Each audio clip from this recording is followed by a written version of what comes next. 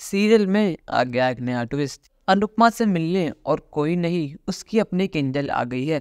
किंजल जैसे ही अनुपमा से मिलती है वो उसके गले लग के रोने लगती है। वो कहती है, मम्मी आप कहाँ थी?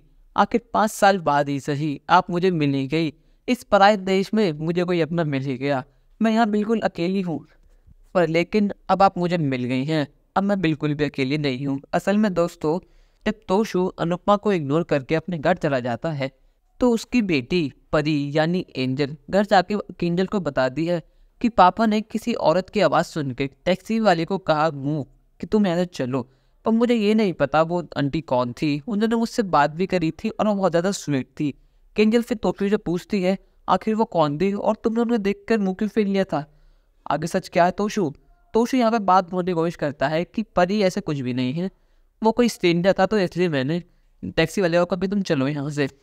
पर लेकिन किंजल यहाँ पे तोशु के हाव भाव से सब समझ जाती है और वो तोशु से बात निकलवा लेती है। जब तोशु कहता है कि मुझे लगा था कि वो मम्मी है, पर लेकिन मम्मी यहाँ अमेरिका में इतनी दूर कैसे आएंगी?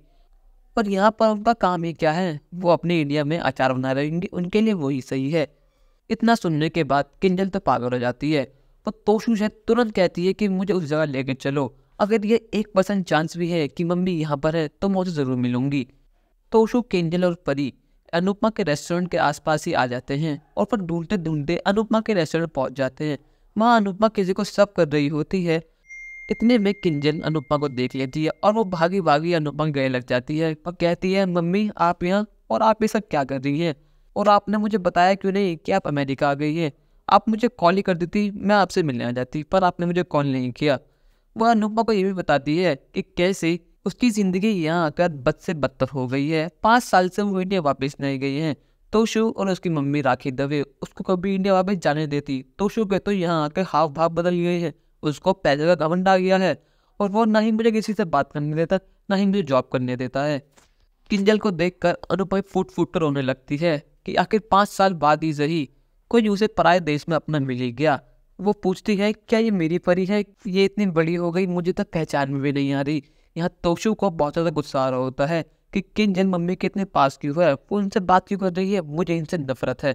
अनुपमा तोशु से कहती है कि तुम मुझसे गले नहीं मिलेगा, इतने साल बाद जो मिला है।